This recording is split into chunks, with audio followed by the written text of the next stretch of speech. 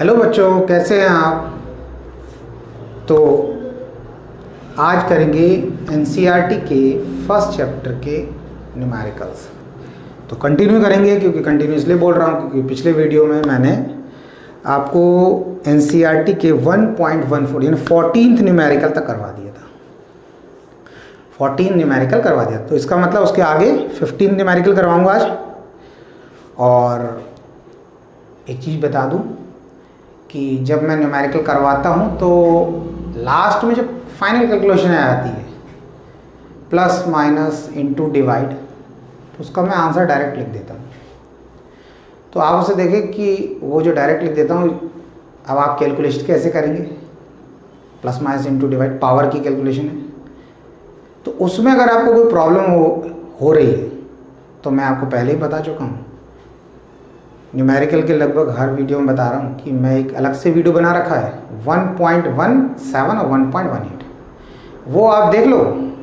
Conversion, basics और calculation की problem नहीं है, एक बार देखना है, इट्स ऑल ठीक है। दिक्कत होती है दोबारा देख लो, फिलहाल एक दो बार देखने के बाद आपका क्लियर हो जाएगा, फिर किसी में कैलकुलेशन में प्रॉब्लम नहीं, ठीक। अच्छा, अब स्टार्ट करते हैं न्यूमेरिकल। अच्छा, न्यूमेरिकल में एक चीज़ समझना है कि न्यूमेरिकल इस तरीके से नहीं करना कि वैल्यूज़ पता चल गया, फॉर्मूला पता चल गया, पुट कर दिया, आंसर भी आ गया। इस टाइप से अगर न्यूमेरिकल करोगे तो फिर गड़बड़ है। क्यों?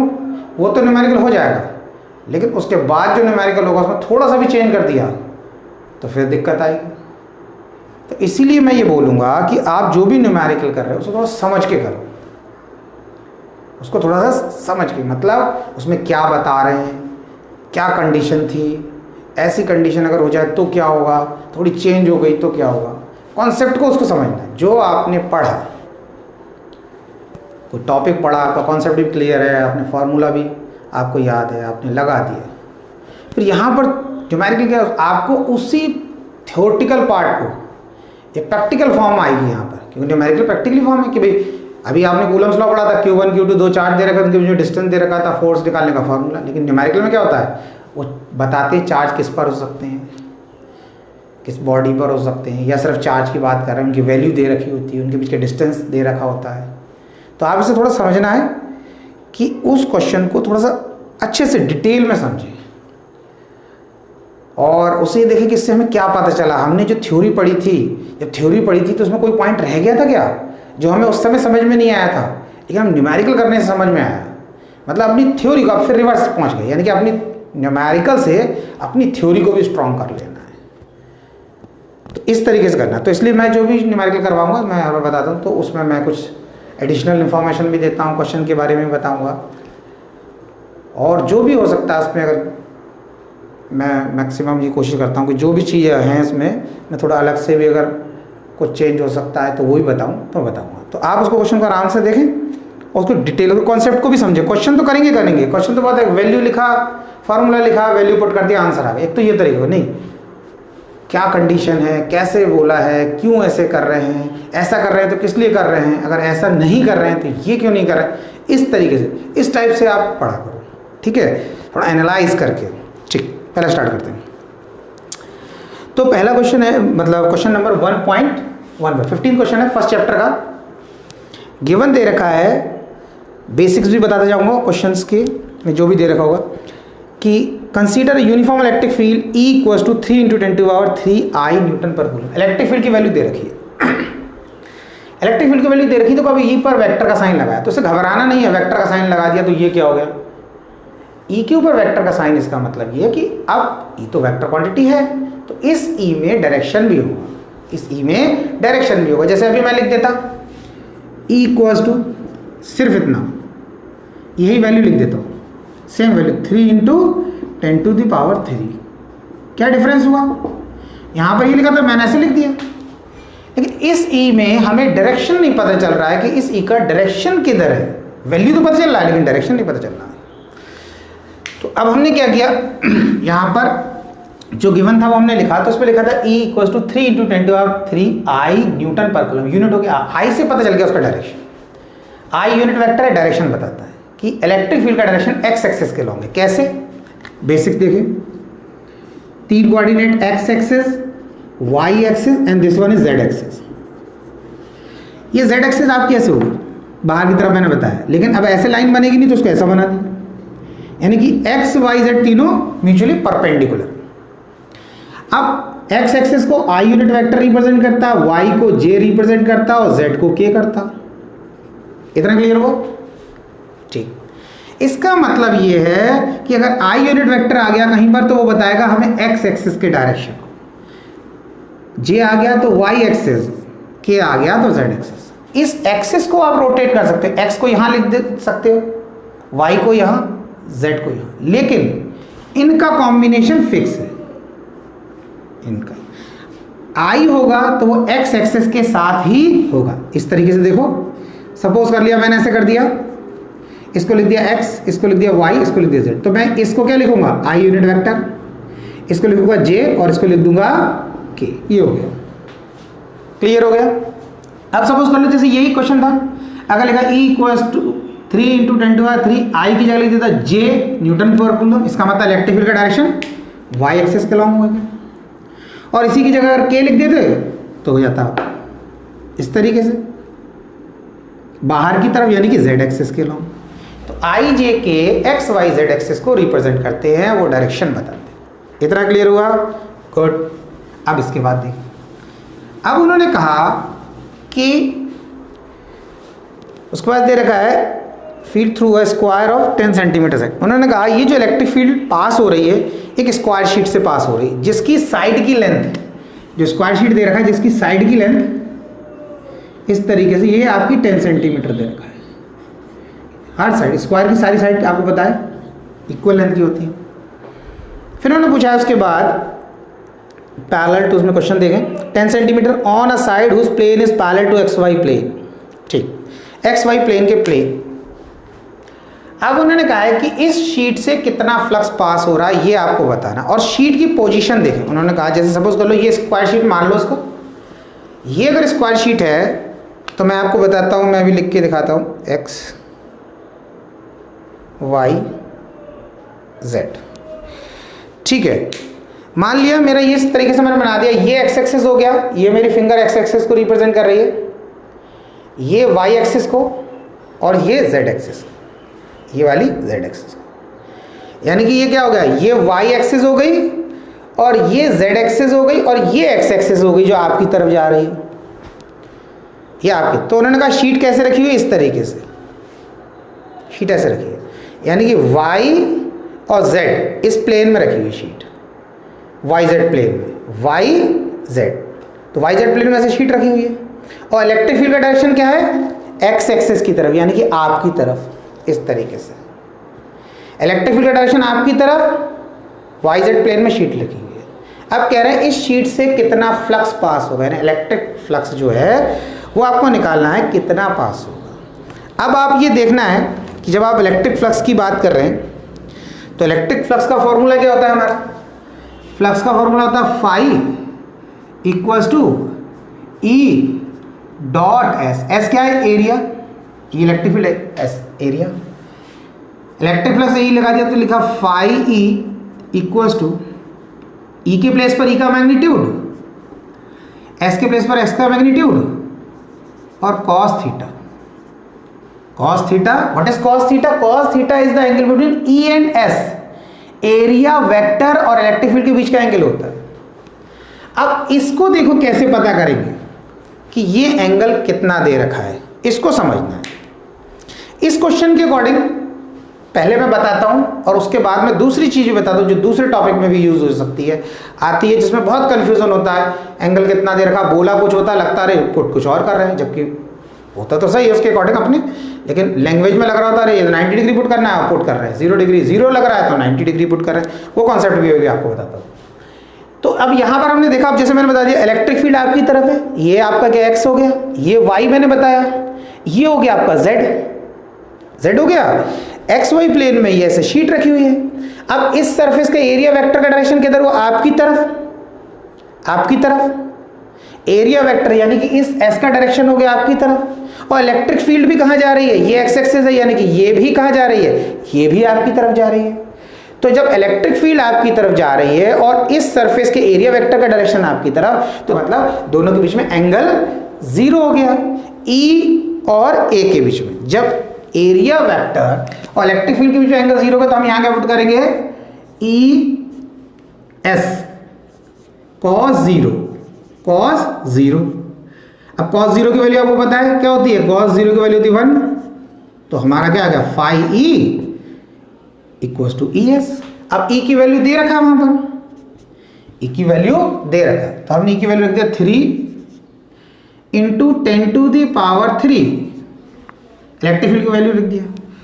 और एरिया के प्लेस पे क्या करेंगे, S, किसका, इस स्क्वायर शीट का एरिया है, तो एरिया कितना होता है, side into side, side into side, तो साइड की लेंथ कितनी है 10 सेंटीमीटर। आप समझना ये जो वैल्यू है ये एसआई सिस्टम में दे रखी है, तो इसको सेंटीमीटर में तो रख नहीं सकते, तो हम इसे किस में करेंगे, एसआई में। तो एसआई में मतलब हम मीटर में करेंगे, लेंथ की एसआई मीटर होता है, हमने क्या करा 10 टू दी पावर -2 से मल्टीप्लाई कर दिया, यानी कि 10 सेंटीमीटर जो है वो हमारा हो गया 10 into 10 to the power -2 metre के बराबर हो गया। इतनी बात आगे समझ, ये इतना हो गया, ये लेंथ हो गई हमारी मीटर में। अब हमें क्या करना है, एरिया निकालना है, तो इस साइड की लेंथ का स्क्वायर करना, तो हमने इसका स्क्वायर कर दिया।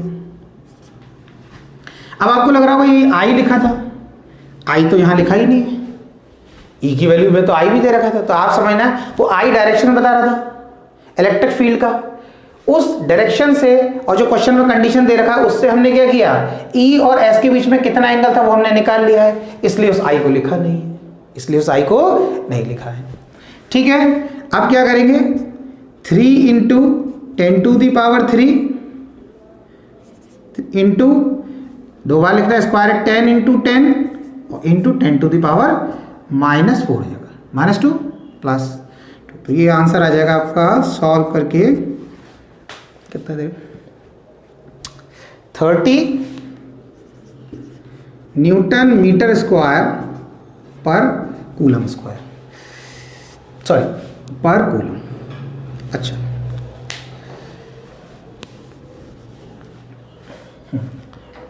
इतना क्लियर हो गया, इतना क्लियर हो गया। अब इसको देखो, अब इसको मल्टीप्लाई करके कितना आ जाएगा, 30 Newton metre square per coulomb.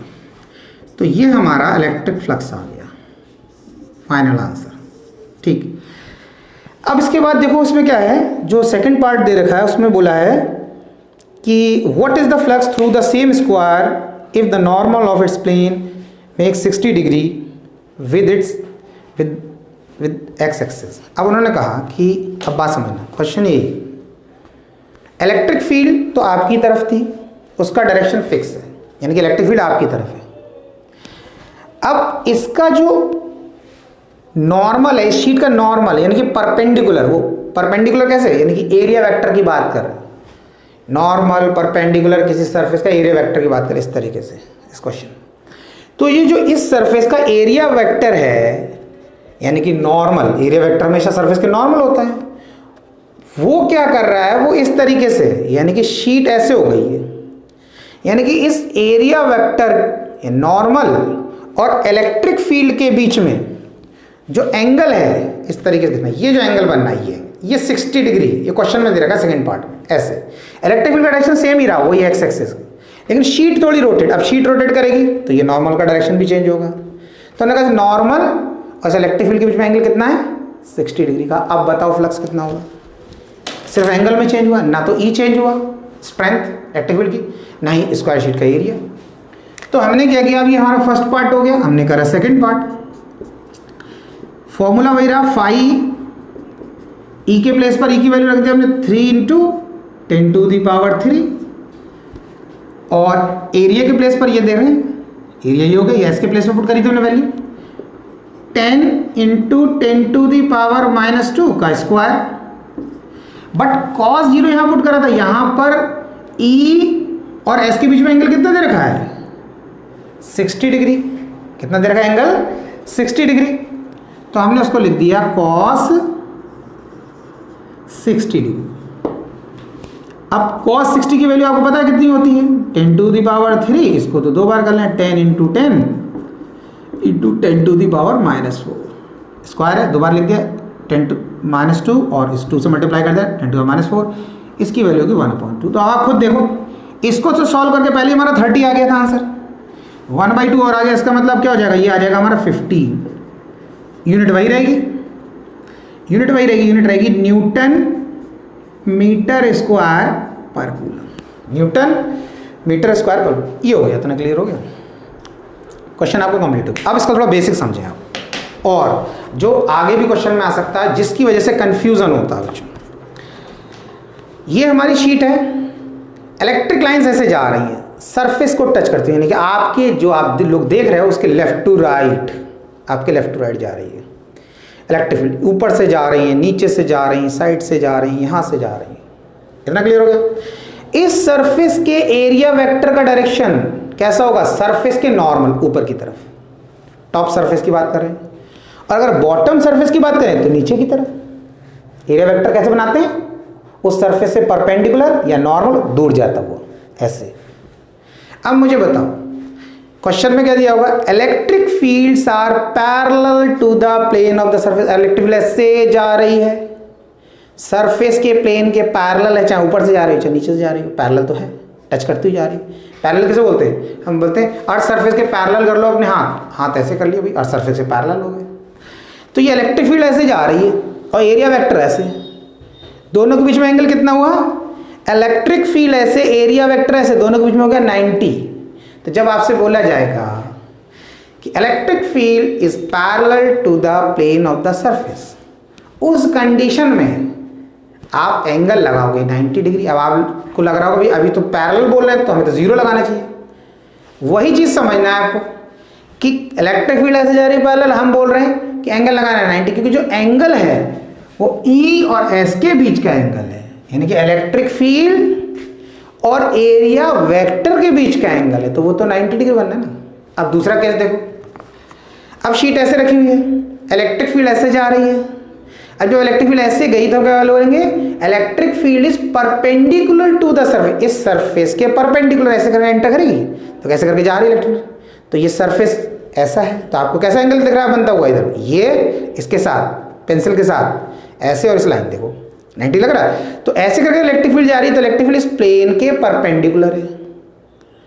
अब इस केस में अगर उन्होंने बोला electric field is perpendicular to the plane of the surface, अब फॉर्मूला इलेक्ट्रिक फ्लक्स का लगा रहे हो आप, एंगल कितना पुट कर दोगे 0। अब आपको लग रहा है 0, देखो बोल रहे हैं परपेंडिकुलर, एंगल पुट कर रहे हैं 0, क्यों, इलेक्ट्रिक फील्ड ऐसे जाएगी। अब इलेक्ट्रिक फील्ड यहां से निकल रही है, ये जा रही है, इस सरफेस के एरिया वेक्टर का डायरेक्शन क्या होगा, इधर। तो इलेक्ट्रिक फील्ड और एरिया वेक्टर के बीच में एंगल कितना बन गया 0, कितना बन गया 0। क्लियर है, इलेक्ट्रिक फील्ड ऐसे जा रही है और इस सरफेस के एरिया वेक्टर इधर, एंगल हो गया आपका 0। सपोज कर लो कोई बच्चा कहता है कि सर इधर का क्या होगा, तो इधर के लिए समझ लो इलेक्ट्रिक फील्ड ऐसे जा रही है, इस सरफेस का जो एरिया वेक्टर है उसका डायरेक्शन इधर हो जाएगा, तब एंगल कितना हो जाएगा, इलेक्ट्रिक फील्ड ऐसे, एरिया वेक्टर ऐसे, दोनों के बीच में 180। इस केस में अगर उन्होंने बोला कि electric field is perpendicular to the plane of the surface, तो नॉर्मली हम एंगल 0 ले लेते हैं। ऑप्शन 2 हो सकते हैं, अगर इस सरफेस की बात करेंगे तो वो एंगल 180 हो जाएगा, इस सरफेस की बात करेंगे तो वो एंगल 0 हो जाएगा। इतना क्लियर होगा, तो जनरली 0 ही रहता है। अब आप ऐसे कंडीशन देख लेना, दोनों ही आ सकती है, ऐसा नहीं कि नहीं आ सकती। तो अब ये देख रहे हैं कि कहाँ पे परपेंडिकुलर बोला है तो 0 पुट कर रहे हैं, और कहाँ पैरेलल बोला 190 पुट कर रहे हैं। ये इसका बेसिक कॉन्सेप्ट था, मैंने आपको बता दिया। आप इसको ध्यान रखेंगे, आपको दूसरे क्वेश्चन में भी हेल्प मिलेगी, बिल्कुल डेफिनेटली मिलेगी। अब हम सेकंड क्वेश्चन करते हैं, मतलब सेकंड का मीनिंग ये होगा 1.16। रब कर दो, छोटी छोटी चीज़ों को समझो बच्चों, बेसिक चीज़ें समझ में आई न्यूमेरिकल में तो बहुत अच्छे से फिर इंटरेस्ट आएगा।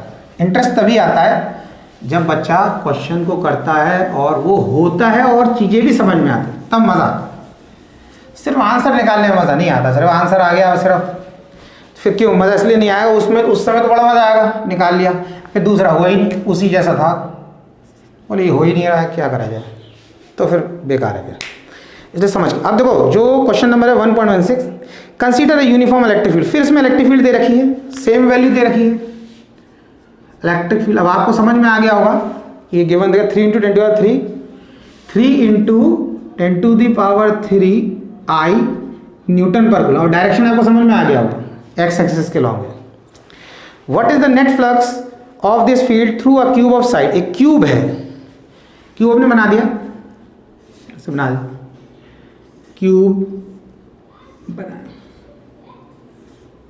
हमने एक क्यूब बना दिया और इस क्यूब से जो है, क्योंकि साइड भी दे रखी है इसमें 20 सेंटीमीटर, 20 सेंटीमीटर दे रखा है, ठीक है, साइड साइड बराबर होगी। इलेक्ट्रिक फील्ड का डायरेक्शन ये एक्स एक्सिस है, this one is x axis, ये हमारा माइनस एक्स हो जाएगा, ऊपर वाई, ऊपर की तरफ हमारा वाई एक्सिस प्लस वाई और नीचे की तरफ हमारा माइनस वाई, और जेड बाहर की तरफ हो जाएगा, तो वो नहीं बना रहे, भी एक्स वाई बना दिया।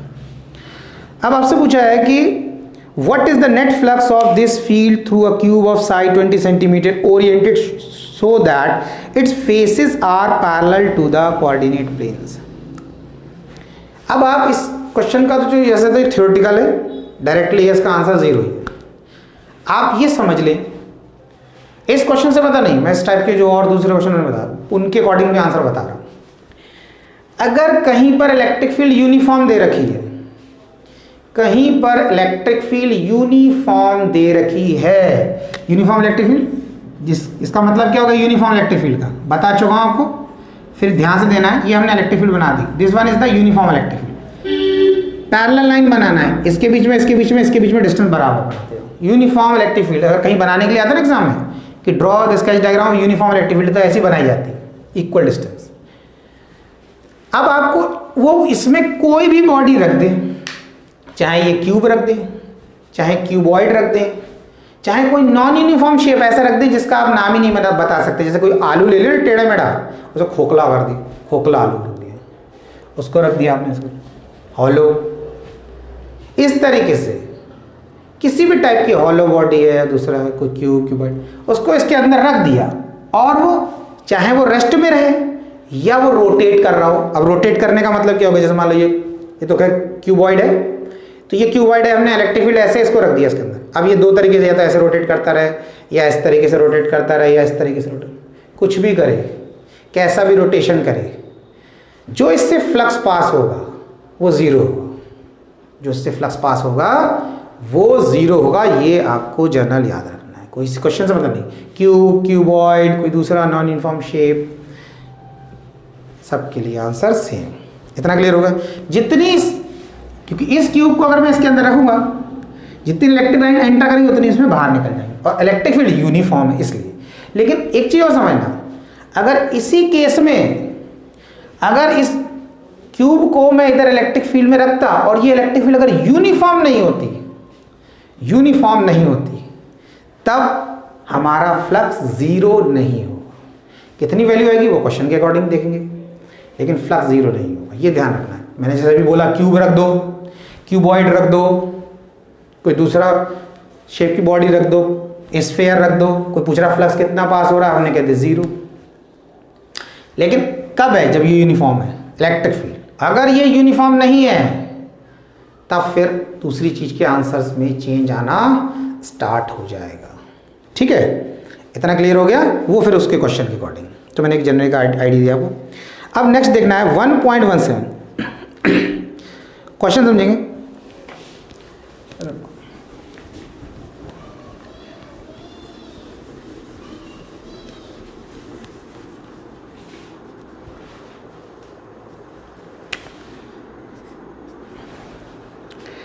क्वेश्चन है, careful measurement of the electric field at the surface of a black box indicated that the net outward flux through the surface of a black box is 8.0 × 10⁻³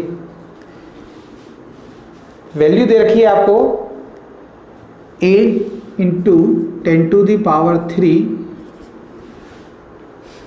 newton metre square per coulomb, newton metre square per coulomb. तो आपको unit समझना है, unit से भी पहचानना क्या दे रखा है, इलेक्ट्रिक फ्लक्स दे रखा है, ये Newton metre square per coulomb unit है उसकी। क्वेश्चन ने पूछा what is the net charge inside the box. कहा जिस ब्लैक बॉक्स की बात कर रहे हैं उस ब्लैक बॉक्स से जो आउटवर्ड फ्लक्स यानी कि इलेक्ट्रिक लाइंस निकल रही है उससे, तो इलेक्ट्रिक लाइन निकल रही है, उस फ्लक्स की वैल्यू, जब इलेक्ट्रिक लाइन निकली तो हम क्या बोलते हैं कि किसी सरफेस से इलेक्ट्रिक लाइन निकलेगी, फ्लक्स बाहर आ रहा है, इतनी वैल्यू दे रखी। तो उन्होंने कहा वो जो ब्लैक बॉक्स है उसके अंदर नेट चार्ज कितना, what is the net charge inside the box, box के अंदर नेट चार्ज कितना है, पहला पार्ट। तो पहली चीज़ समझने, इसमें एक टर्म जो वर्ड दे रखा है ब्लैक बॉक्स। ब्लैक बॉक्स क्या होता है? ब्लैक बॉडी नहीं, ब्लैक बॉडी से कंफ्यूज नहीं होना कि आप सोच रहे हो ब्लैक बॉडी तो ब्लैक बॉक्स या कलर। ब्लैक बॉक्स का मतलब ये कि ऐसा डिवाइस है जिसके कंस्ट्रक्शन से हमें कोई मतलब नहीं, किस टाइप का बना है, किस मटेरियल का बना है, उससे मतलब है। हमें सिर्फ ये मतलब है कि उसमें क्या इनपुट दे रहे हैं, क्या आउटपुट मिल रहा है, या इनपुट की बात कर रहे हैं या आउटपुट की बात कर रहे हैं। यहाँ पे हमने क्या देखा कि कितना फ्लक्स बाहर आ रहा है। तो ब्लैक बॉक्स, उसके कंस्ट्रक्शन से हमें कोई मतलब नहीं, सिर्फ एक बॉक्स है। हम सिर्फ बात क्या कर रहे हैं कि क्या इनपुट दे रहे हैं या क्या आउटपुट ले रहे हैं। तो यहाँ आउटपुट क्या होगा, इतना फ्लक्स निकल रहा है, बस ब्लैक बॉक्स। अब उसमें लिखा है कि फ्लक्स लिखना, what is the net charge inside the box. तो कहना इसके अंदर कितना चार्ज होगा, तो सिंपल है। अब कोई भी, अब देखो एक चीज़ समझना, चार्ज कितना है, कोई भी चार्ज किसी क्लोज सरफेस के अंदर की बात कर रहे हैं। अब ब्लैक बॉक्स की बात कर रहे हैं, उससे फ्लक्स निकल रहा है तो वो तो बॉक्स है, तो क्लोजर है। तो उसके लिए फॉर्मूला आप ये लगाएंगे, phi E equals to Q upon epsilon. आप ये ध्यान रखें, आपके दो फॉर्मूले थे ना, इसमें तो फ्लक्स के और भी फॉर्मूले। तो ये फॉर्मूला हमारा क्लोज सरफेस के लिए यूज होता है, जहाँ पर क्लोज सरफेस हो, चार्ज हो क्लोज सरफेस के अंदर हो। तो यहाँ ब्लैक बॉक्स है, उससे फ्लक्स आ रहा है, तो उसके अंदर चार्ज की बात कर रहे हैं, तो इसलिए हमने ये फॉर्मूला लगाया। दूसरा ही फॉर्मूला है तो वो नहीं लगाया यहाँ पर। अब यहाँ पर क्या होगा, क्योंकि हमें क्या है, फाई दे रखा है, क्यू पूछा है, और एप्सिलॉन नॉट की तो वैल्यू हमें कॉन्स्टेंट पहले से पता है। तो हमने क्या लिखा, Q equals to phi E epsilon naught. अब फाई ई कितना दे रखा है, 8 इंटू 10 टू दी पावर 3, और एप्सिलॉन नॉट की वैल्यू आपको पता है 8.8 5 इंटू 10 टू दी पावर -12। और इसको जो है मल्टीप्लाई करके आ जाएगा आपका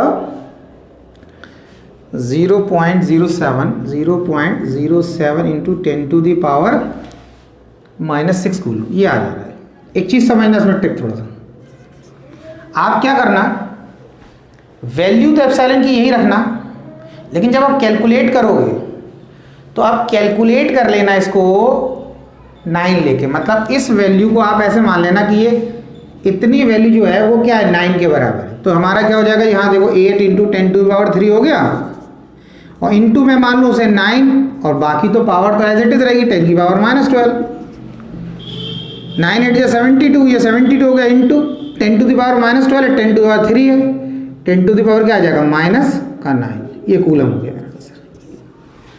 डेसिमल की पोजीशन चेंज करोगे, आंसर उससे मैच कर जाएगा, क्योंकि अगर इसी को मैं लिखता हूँ, अभी डेसिमल यहाँ पर है, तो क्या हो जाएगा 0.72, 2 डिजिट अगर इधर लेके आ जाऊँगा 0.72, इसको 72 अगर ऐसे लिख दूँ तो क्या हो जाएगा 10 की पावर -7। एक डेसिमल प्लेस और ले आऊँ तो लिख दूँ 0.072, तो 10 की पावर 6। ये समझ। तो जब भी आप लिखे एप्सिलॉन की वैल्यू ऐसे लिख दें, और जब मल्टीप्लाई करें तो उसे कंसीडर कर लेना 9, तो आपकी कैलकुलेशन आसान हो जाएगी।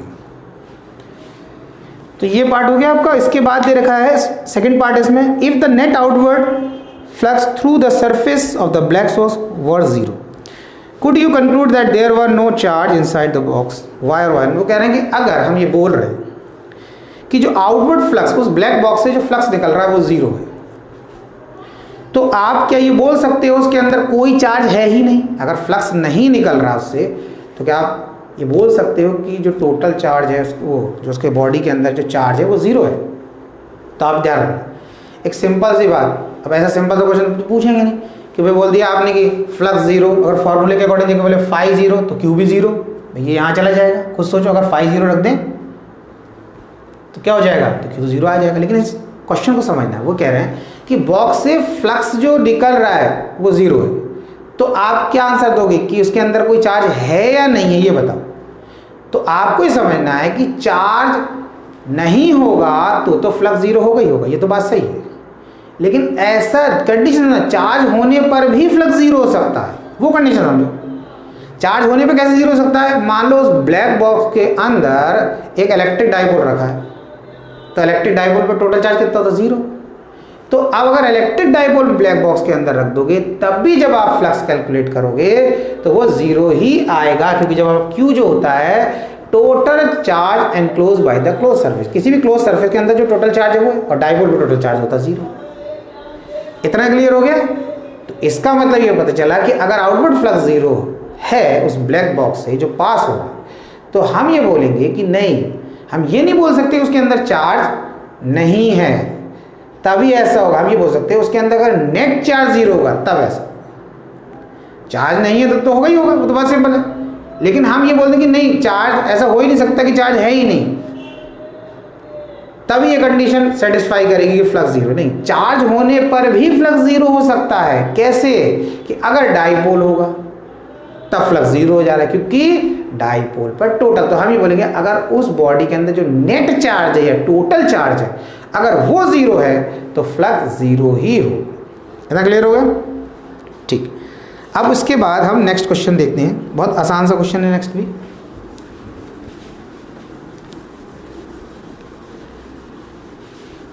Question number 1.18।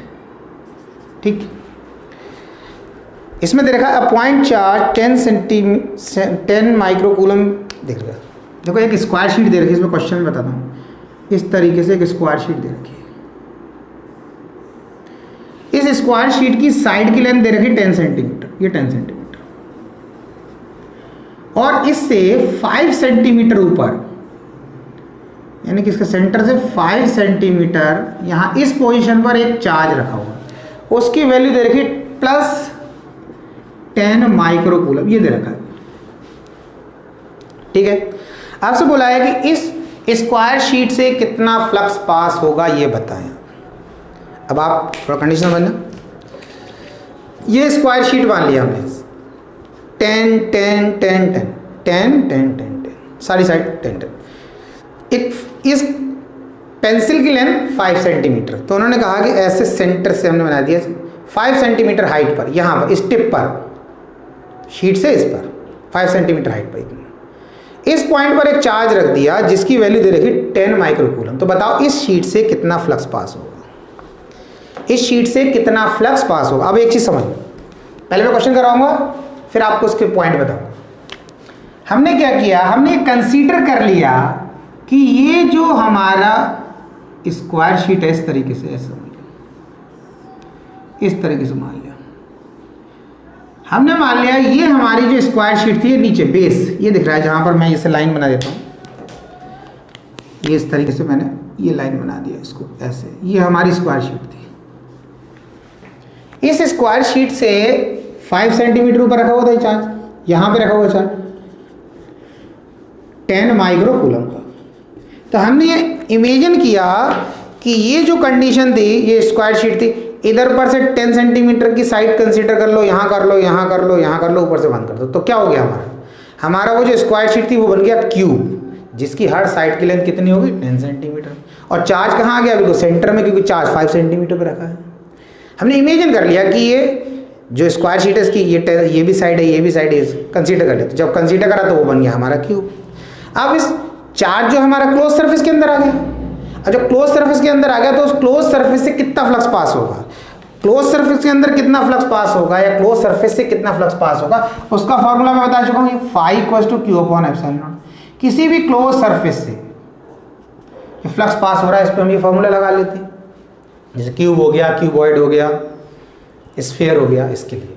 ठीक है, तो हमने क्या किया, हमने ये लिखा। अब एक चीज समझना, ये जो फ्लक्स आएगा ये तो इस पूरे क्यूब की 6 साइड से कितना फ्लक्स पास होगा वो आ जाएगा, लेकिन हमें तो निकालना है सिर्फ क्यूब की एक साइड से कितना फ्लक्स पास होगा। तो हम क्या करेंगे, इस फॉर्मूले को कैसे चेंज कर दें, हम कहेंगे भाई ये Q/ε0, क्यू की 6 साइड से कितना फ्लक्स पास होगा, टोटल फ्लक्स आ गया, इसे इंटू 1/6 कर दे, क्योंकि क्यूब की 6 साइड हैं, उनमें से एक साइड, हर साइड स्क्वायर है, एक साइड से कितना फ्लक्स पास होगा वो निकालना है। तो हमने क्या कर दिया, 1/6 से मल्टीप्लाई कर दिया। जब मल्टीप्लाई कर दिया तो क्या हो जाएगा, क्यू के प्लेस पर तो हमें वैल्यू दे रखा 10 × 10⁻⁻6। माइक्रोकूलम को कूलम में करना है, क्योंकि एप्सिलॉन की वैल्यू हम रखेंगे एसआई में, और इसकी वैल्यू 8.85 10⁻⁻12 इंटू 1/6। और वो तरीका बता चुका हूँ मैं, आप वैल्यू तो ये लिखना, लेकिन 9 से ले लेना, उसको सॉल्व कर लेना। तो इसको सॉल्व करके आ जाएगा बेटा आपका आंसर जो है 5e आ गया 1.88 10 to the power 5 into 10 to the power 5 newton metre square per coulomb, ये आ गया। अब एक चीज़ समझना, अगर ये तो इस क्वेश्चन हो गया ये वाला कंप्लीट कि स्क्वायर से इस स्क्वायर शीट से कितना फ्लक्स पास होगा। अगर सपोज कर लो यही क्वेश्चन होता कि भाई इस क्यूब के अंदर चार्ज रखा है और चार्ज की वैल्यू सेम दे रखी है, इसकी एक साइड से कितना फ्लक्स पास हो रहा है, तो ऐसे ही क्वेश्चन हो जाता, हम निकाल देते हैं। अगर फिर वो क्वेश्चन देता कि यही क्यूब है, यही चार्ज है, इसकी दो साइड से, इस क्यूब की दो साइड से कितना फ्लक्स पास हो रहा है, तो आप क्या करते जाओगे इस क्वेश्चन में, यहाँ देखो बस ये क्यू अपॉन एप्सिलॉन तो ऐसे लिखोगे। अगर दो साइड से बोल रहा है तो 2/6 कर देना, अगर तीन साइड से बोल रहा है तो यहाँ पर 3/6 कर देना। इस क्यूब की तीन साइड से कितना फ्लक्स पास हो, अगर चार साइड से बोल रहा है तो 4/6, पांच साइड से बोल रहा है 5/6, और 6 की 6 साइड से बोल रहा है तो हम क्या करेंगे 6/6, तो 6/6 कट के क्या आ जाएगा, इतना ही तो रह जाएगा। तो भाई पूरे क्यूब से कितना पास होता है, उसके लिए यही तो फॉर्मूला होता है। हो गया, समझ आया कि अगर कुछ चेंज करते हैं तब क्या होगा। दूसरी चीज आपको बता दूं, इस क्वेश्चन का जो आंसर है एनसीईआरटी में वो दे रखा है 2.2 10 to the power 5। अब यहाँ तो 2.2 नहीं आ रहा है, 1.8 आ रहा है। तो आप ही समझना, इसके बाद जो एनसीईआरटी में आंसर दे रखा है वो दे रखा है 19th क्वेश्चन का, इसके अगले वाले क्वेश्चन का दे रखा है 1.9 into 10 to the power 5, 1.9 into 10 to the power 5। यानी कि अगर मैं इस वैल्यू को राउंड ऑफ कर दूं तो 1.8 को रहने दूं, मतलब इसको हटा दूं तो 1.9 इंटू 10 to the power 5, यानी कि आपको ये आंसर की पोजीशन कहाँ मिलेगी, ये आपको क्वेश्चन नंबर दे रखा है उसमें 19th क्वेश्चन है। नेक्स्ट क्वेश्चन में लग रहा होगा आपको ये आंसर। तो आप ये समझना, जो 18th और 19th क्वेश्चन है उनके आंसर इंटरचेंज हो गए, तो उसमें कंफ्यूज नहीं होना। जो एनसीईआरटी में आंसर लिखें तो जो 18th आंसर है वो एनसीईआरटी में दे रखा है वो 19 का आंसर है, जो 19 का वो 18 का है, तो इसलिए कंफ्यूज नहीं होना। ये क्लियर कर दिया मैंने। ठीक, अब नेक्स्ट क्वेश्चन देखते हैं। नेक्स्ट क्वेश्चन है हमारा 19 क्वेश्चन है। अच्छा, एक चीज़ और बता दूं आपको, इसमें कई बार बच्चों का ये डाउट होता है कि सर ये जो स्क्वायर शीट से फ्लक्स निकाला, इसमें ऐसा ये फॉर्मूला तो हमने लगा दिया, ये हटा दो। एक चीज़ और बता दूं, इंपॉर्टेंट पॉइंट, एक फ्लक्स का फॉर्मूला और है, फाई इक्वल्स टू ई ए या ई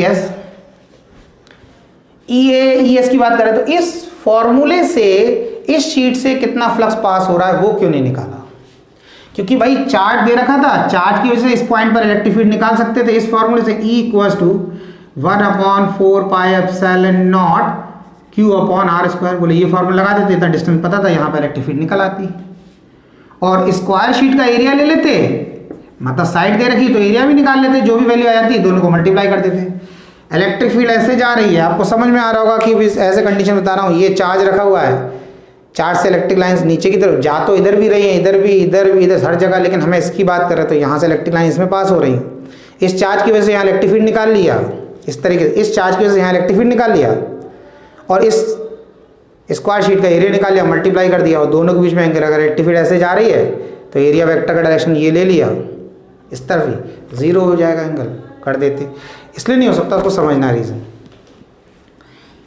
ये चार्ज है, इसकी वजह से यहाँ इलेक्ट्रिक फील्ड की वैल्यू, इसकी वजह से यहाँ जब आप ऐसे निकालोगे ये यहाँ पर अलग आएगी, यहाँ पर अलग, यानी कि हर पॉइंट पर अलग आएगी, क्योंकि चार्ज से अगर ऐसी शीट है, ये चार्ज रखा है तो यहाँ से यहाँ का डिस्टेंस अलग होगा, यहाँ से यहाँ का डिस्टेंस अलग होगा, यहाँ से यहाँ का डिस्टेंस अलग होगा, यहाँ से यहाँ का डिस्टेंस अलग होगा, यहाँ से हर पॉइंट का डिस्टेंस अलग हो जाएगा। हर पॉइंट के लिए अलग अलग वैल्यू आएगी इलेक्ट्रिक फील्ड की, इसीलिए ये वाला फॉर्मूला हम नहीं लगाया इस क्वेश्चन में, ये याद रखो।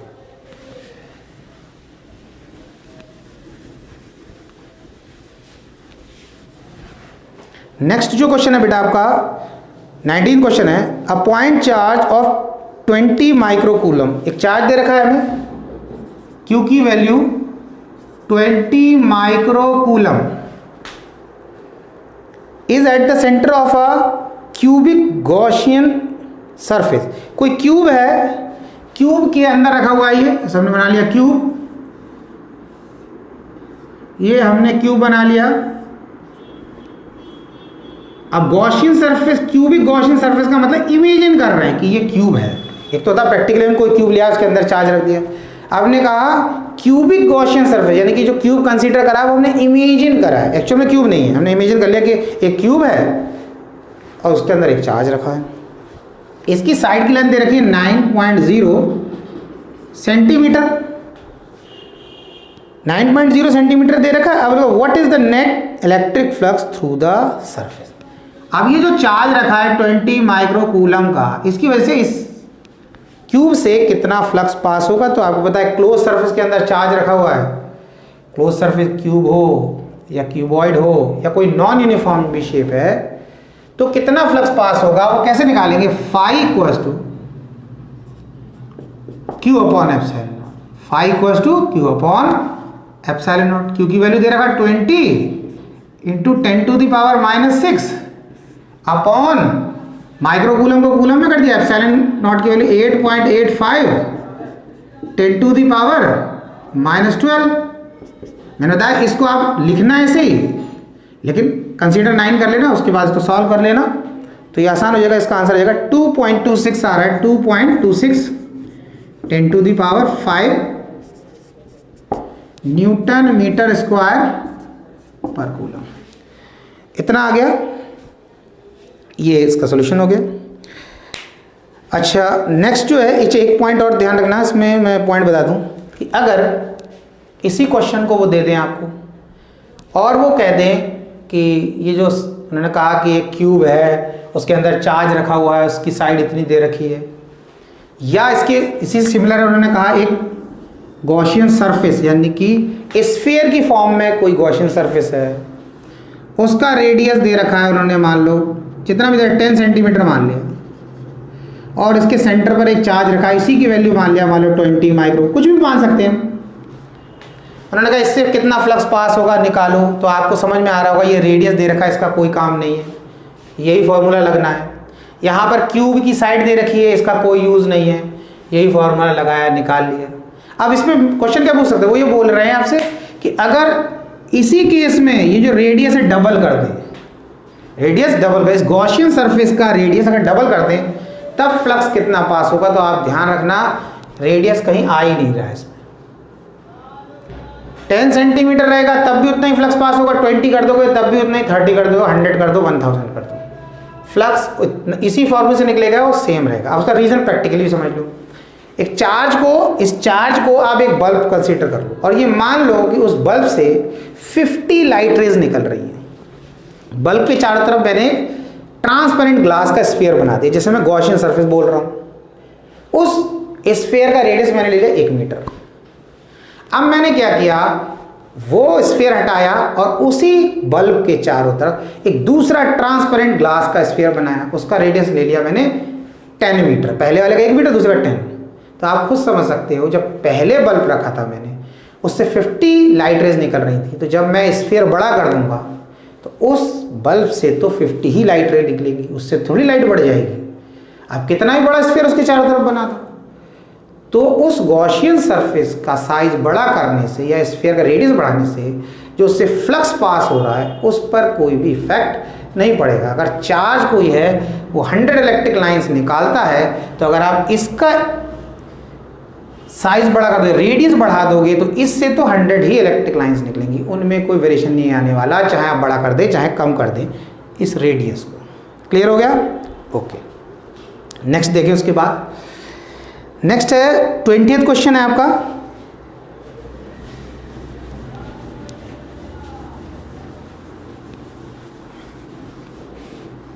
NCERT 20 क्वेश्चन देखा। A point charge causes an electric flux, flux दे रखा है हमें जिसकी वैल्यू देखिए माइनस में 1.0। देखो 1.0 का मतलब 1 ही होता है, लेकिन अब उन्होंने दे रखा है तो मैंने लिख दिया है Newton metre square per coulomb. 1.0 into 10⁻³ तो वो 1 ही हो गया, मीनिंग यानी कि 10⁻³ भी हम लिख सकते हैं इसे। To pass through a Gaussian spherical surface of 10.0 centimetre radius. अब वो देखो रेडियस में वैसे दे रखा है 10.0, इट मीन्स 10 सेंटीमीटर ही हो गया। ये गॉसियन सरफेस है जो स्फीयर की फॉर्म में, उसका रेडियस दे रखा है। If the radius of the Gaussian surface would be doubled, question वही है जो मैं अभी आपको पहले बताया था। How would the flux, how much flux would passes through the surface, पहला पूछा। Gaussian surface 10 centimetre if the radius of the Gaussian. Second part है what is the value of the point charge. ठीक है, अब पहली चीज समझना, पहली चीज मैं इससे पहले ही बता चुका हूँ।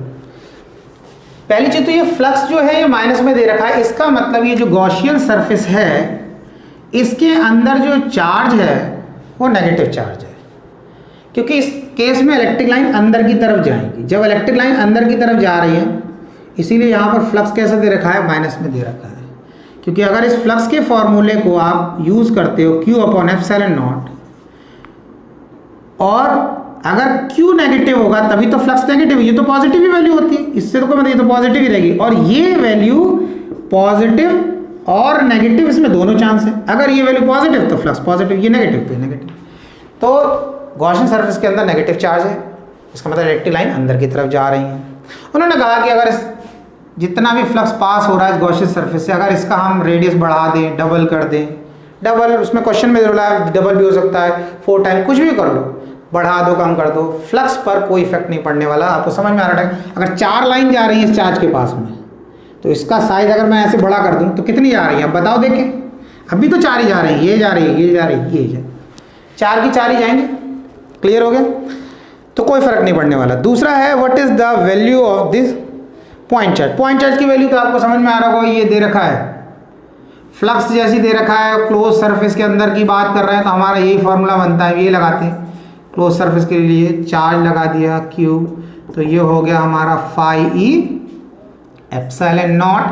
तो फाई की वैल्यू दे रखा है माइनस में डायरेक्ट 1.0, इसको हटा दो 10⁻³ और एप्सिलॉन की 8.85 इंटू 10⁻⁻12। तो ये सॉल्व होके आपका आ जाएगा। देखो एक चीज़ ध्यान रखना, मैंने हर जगह इसका भी आंसर उसमें पॉइंट बताता हूँ।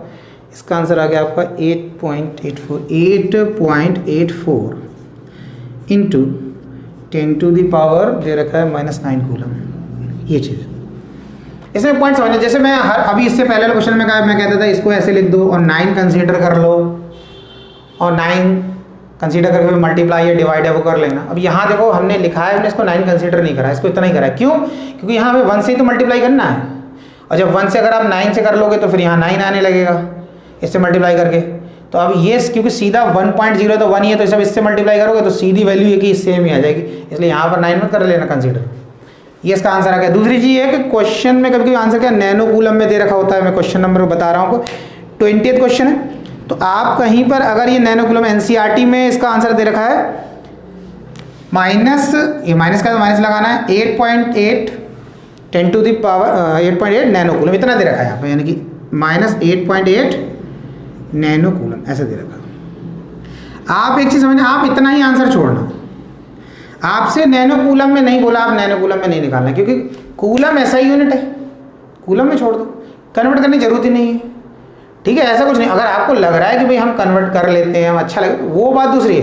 अगर आप यहाँ पर अगर छोड़ देंगे तो कोई प्रॉब्लम नहीं। ऐसा नहीं कि आपका आंसर कोई गलत करेगा, क्योंकि ऐसा ही सिस्टम आपने कर दिया यहाँ पर, इसलिए उन्होंने नैनो कूलम में कर दिया क्योंकि ये वैल्यू एकदम हटाते ही एकदम नैनो कूलम में कन्वर्ट हो जा रहा था। अगर ये 10⁻⁻9 नहीं होती, मान लो 10⁻³ होती, तो ये उसको नैनो कूलम में नहीं कन्वर्ट करते, या 10⁻15 होती माइनस में, तब भी वो नैनो कूलम में नहीं लिखते उसको, क्योंकि अब ये वैल्यू डायरेक्ट थी, हटा दिया, नैनो कूलम में लिख दिया इसलिए। ठीक है, तो इसलिए आप यहाँ पर छोड़ सकते हैं। It is the final answer, कोई दिक्कत नहीं। ये हो गया आपका। अब इसके बाद जो है नेक्स्ट क्वेश्चन देखते हैं। नेक्स्ट क्वेश्चन हो गया हमारा 21st क्वेश्चन है NCERT का। करो भाई, मेहनत से लगे रहो बच्चों, मेहनत कभी बेकार नहीं जाती है। ठीक है, मेहनत कभी भी बेकार नहीं जाती है। अब 21st क्वेश्चन करवाते हैं। अब 21st क्वेश्चन ये है कि एक स्फीयर दे रखा है, उसका जो रेडियस है वो हमें दे रखा है, रेडियस दे रखा है इसका 10 सेंटीमीटर, रेडियस कितना है 10 सेंटीमीटर, और इस स्फीयर पर है चार्ज, वो चार्ज कितना है उसकी वैल्यू हमें नहीं पता है, न्यूमेरिकल वैल्यू नहीं पता है कितना कूलम है। उन्होंने कहा एक पॉइंट ले लिया जो कि 20 सेंटीमीटर पर है, एक पॉइंट ले लिया 20 सेंटीमीटर, 20 सेंटीमीटर पे सेंटर से लेंगे तो क्या हो जाएगा, बाहर ही आ जाएगा, 10 सेंटीमीटर का तो इसका रेडियस है। तो इसको हमने, इस डिस्टेंस को हमने स्मॉल आर से रिप्रेजेंट कर दिया। आपको इस पॉइंट पर, यानी कि इस पॉइंट पर जो इलेक्ट्रिक फील्ड है उसकी वैल्यू आपको दे रखी है, वो आपको इलेक्ट्रिक फील्ड इस पॉइंट पर दे रखी है। इलेक्ट्रिक फील्ड कितनी है, 1.5 × 10⁻³ 1.5 × 10⁻³ न्यूटन पर कूलम, ये आपको दे रखी है। और जो इलेक्ट्रिक फील्ड के बारे में बोला है, and point radially inward, electric field का डायरेक्शन रेडियली इनवर्ट है, अंदर की तरफ है। देखो एक चीज समझना, एक दो वर्ड आएंगे ना, रेडियली इनवर्ट्स और रेडियली आउटवर्ड्स, रेडियली इनवर्ड्स और रेडियली आउटवर्ड, इस तरीके से इलेक्ट्रिक फील्ड जो भी है इस तरीके। अगर कोई स्फीयर ऐसा बना है और या गॉसियन सरफेस बना लिया हमने और यहां पर चार्ज रख दिया, सेंटर पर रख लिया, इलेक्ट्रिक फील्ड ऐसे जा रही, तो ये कहलाती है रेडियली आउटवर्ड। रेडियली आउटवर्ड का मतलब ये है, ये जो लाइंस है ये रेडियस, ऐसे ये रेडियस ही तो बनेगा, ये रेडियस ही तो, ये भी रेडियस, ये भी रेडियस, तो ये इलेक्ट्रिक लाइन है वो रेडियस को तो फॉलो करके जा रही है बाहर, रेडियस के ऊपर तो ओवरलैप करती जा रही है अगर रेडियस बना रहे हैं, तो ये क्या कहलाएगा, रेडियली आउटवर्ड। अगर हमने इसमें क्या कर लिया, अगर हमने माइनस चार्ज ले लिया और तो क्या होगा, तुमने ऐसे बना दिया इस तरीके से, ये हमने से कोई गॉसियन सरफेस बना दिया, इमेजिनरी सरफेस बना दिया, तो इस तरीके बना दिया, तो क्या हो गया, इसका क्या हो गया, ये डायरेक्शन क्या होगा, रेडियल इनवर्ड्स, रेडियस के अलॉन्ग और अंदर की तरफ। ठीक है, इतना क्लियर हो गया। अब दूसरा क्या, मान लो कि मेटल का स्फीयर हो, उसके ऊपर चार्ज हो, ऐसे ऊपर चार्ज है प्लस है, तब भी ये लाइन तो ये बाहर तो जा रही है, ये इलेक्ट्रिक फील्ड ऐसे तो जा रही है। अगर इसे पीछे प्रोसीड करें तो यहाँ पे मिलेगी, अगर यहाँ पर हम पीछे प्रोसीड करें तो यहाँ मिलेगी, तो इधर पे प्रोसीड कर दे पीछे की तो यहाँ, तो देखने वाले को क्या लगेगा, कहाँ से आ रही है, बस सेंटर से होती है, रेडियस को फॉलो करती है, ऐसे आ रही है, ऐसे लगेगा। क्योंकि चार्ज स्फेरिकल शेल के अंदर इलेक्ट्रिक फील्ड 0 होती है, ये भी बता दूं मैं, शेल के अंदर इलेक्ट्रिक फील्ड 0 होती है, इसलिए मैं इसको डार्क लाइन नहीं बना रहा हूँ। लेकिन यहाँ जो लाइट जा रही है, बाहर निकल रही है इलेक्ट्रिक लाइन, देखने वाले क्या लगेगा, अंदर से आ रही, तो ये डायरेक्शन क्या कहलाएगा, रेडियली आउटवर्ड, रेडियली आउटवर्ड, ये कहलाएगा रेडियली इनवर्ड्स, यानी रेडियस को फॉलो करती है अंदर के, रेडियस को फॉलो करती है बाहर की तरफ। समझ आई बात इतनी? ठीक, अब आ जाओ आप इस क्वेश्चन पर। अब उन्होंने कहा क्वेश्चन में, what is the net charge on the sphere, इस स्फीयर पर कितना चार्ज है।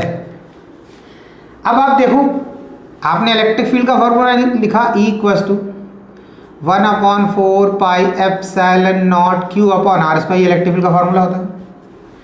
E दे रखा है, R दे रखा है, Q निकालना है। तो हमने क्या किया, इलेक्ट्रिक फील्ड की जगह लिखा 1.5 × 10⁻³ और इसकी जगह पर 1/4 πε, ये तो आपको वैल्यू पता है, 9 × 10⁹ हो गया। चार्ज की वैल्यू निकालना है, और जो R है वो 20 सेंटीमीटर लिया। अब क्योंकि वो सेंटीमीटर है, उसे मीटर में कन्वर्ट करना है, क्योंकि ये SI में, ये SI में, तो इसको भी SI में करना है। 20 × 10⁻²। अब क्योंकि स्क्वायर है R का, तो स्क्वायर कर दिया, स्क्वायर कर दिया। अब एक चीज लगता है बच्चों को कि भाई ये रेडियस R दे रखा था, R तो ये भी दे रखा था, भाई इसको क्यों नहीं लिया, बात समझना है। इसको इसलिए नहीं लिया बेटा, क्योंकि इस चार्ज स्फेरिकल शेल, इसके ऊपर चार्ज है ना, अब तो पता चल गया रेडियली इनवर्ट है तो इसके ऊपर नेगेटिव ही चार्ज होगा, स्टेटमेंट से क्वेश्चन के।